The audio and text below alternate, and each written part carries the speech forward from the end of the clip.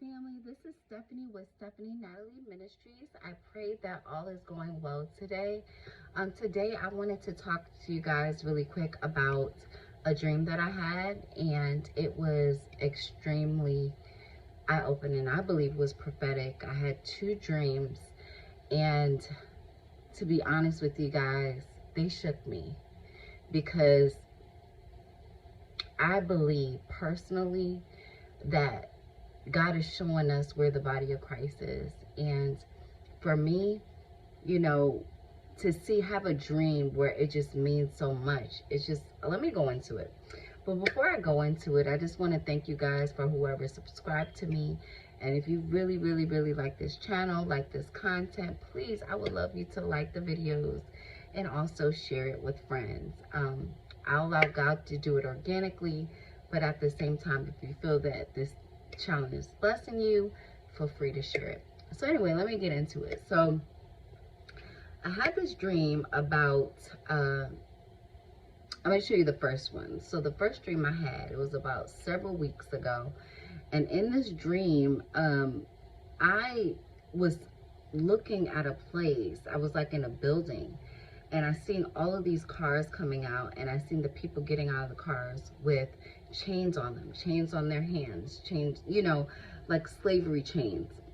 But when they went into the place, they would cut them off, but the chains were still there. So it's like, you know how you loose a part of the chain, like you could take it apart. So what they would do is when they would go into this building, they would cut it off, but they still had an option to put it back together. So I seen a couple of people, and I was like, where are they going? They end up going to a title pawn shop. So when I went inside of the shop, I seen, I was waiting in line. And as I was waiting for my name to be called. They called me. They was like, Stephanie. And the lady who said it, she was kind of rude, and I don't want to say, just obnoxious. And she was like, Stephanie. And I was like, excuse me? You don't say my name like that. It's Stephanie. So anyway, she had a whole bunch of papers in her office, and she was like, okay, what do you want? How much you want? And pretty much she was going to give me an $800 like loan with it was like 98% interest. It was crazy. I was like, this is crazy. I don't want one of these loans. I actually came here because I want to see why everybody was in here.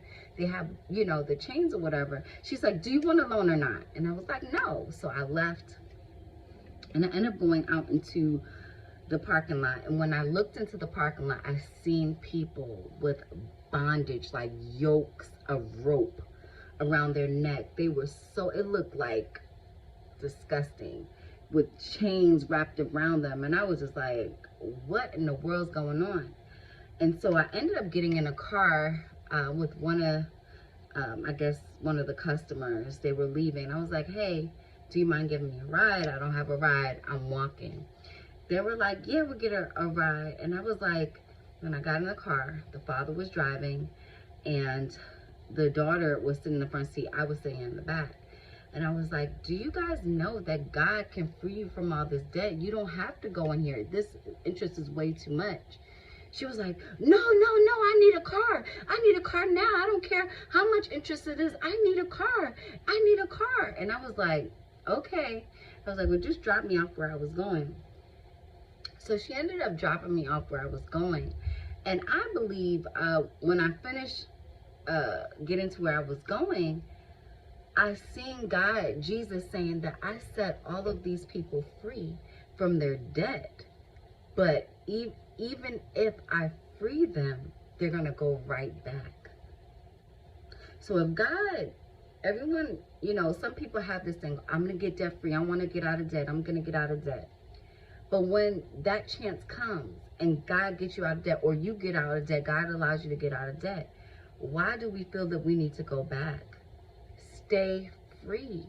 And that could be using anything. That could be in a bondage of drinking, alcohol, any type of bondage. Why, when God gets you free, you're going to go back? Because guess what? You're going to have to pay interest. The devil is going to make you pay interest for everything that you did. And guess what? You can't pay it. So you keep going back every week to getting that it's like a payday loan. You know, hey, I need money now. But not realizing every week you're going to need it. So you got to keep going and keep going. And do you realize that sometimes you have to pay 140% interest? You really technically cannot pay it back. But they know you got to keep coming back, and they know you get paid every Friday. And so that's what the enemy does. He knows that you are free, but he's using this against you. You enjoy your sin. You enjoy your bondage. So let me go back. God freed you, but you're going back thinking like, hey, it's going to get better. No, it's a continuous cycle. Break the cycle. And he has broken the yoke, but it's up to you to get broken. Okay? So it could go either way. It can go here or there. But I am saying this. If God said you're free, stay free. Don't go back to your stuff. Don't go back to your debt financially. Don't go back to your bondage and sin. Stay free. So that was my first dream. My second dream, please, please, please hear me out. I want you to listen to both of this, because this where it got real. Now, it can mean many things. People can have their way of looking at it. I don't know. But let me just tell you. So we were in this many people were in this big auditorium. And they made an announcement. Will all the Christians stand up and go to the back?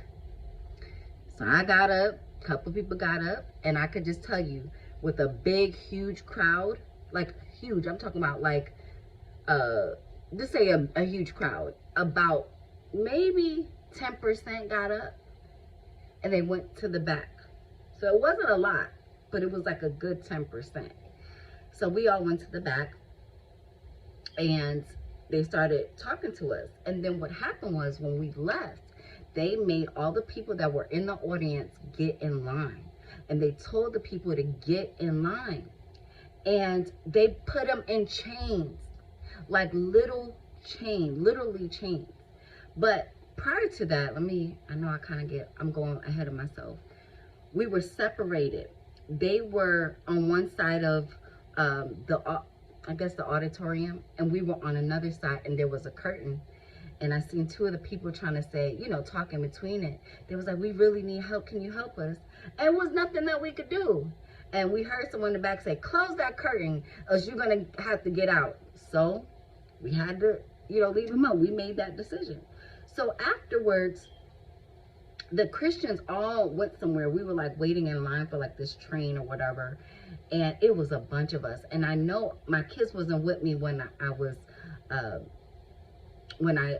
went to the back, but we were all gathered into this place, and I ended up seeing my son. He's like, Mommy, I see you. And it was just amazing. He saw me, and we hugged, and everybody who was in that group of Christians were all taken care of. There was nothing broken. But guess what? I looked on the other side of the train tracks, and this is where it gets scary. I seen all the people. They look kind of brownish, like copper color. It was weird, but not like a shiny copper. It was like dirty old pennies. They were all tied up in bondage on their necks and on their feet and in their arm. And they were walking, and they were getting beaten, and some were exploding. They were screaming for help, and we could not help them. I'm just telling you, people, I don't know what that means. It could be the rapture. It could mean God is doing a big separation. But either way, people wake up. I want y'all to start thinking about people not in, oh, let me get my next, fix. Let me try to see if I can promote myself. Let's try to get people saved. If you go in the supermarket, you see people, you say, Lord, I pray that you would send laborers to each and every person so they can minister the gospel to them so they can understand. You may be that person. You may not be. But even pray for your family. I can't touch the people that you know. You can't touch the people that I know. But guess what? We can all make a difference. Christians, start soul winning. There was less than 10% of us that got up. That's wrong. And it shouldn't be like this. So I pray that this dream helps you. I believe God is getting ready to, separate some things. And it's probably already happening. But people wake up. And I pray that this bless you. You have a blessed day. Bye-bye.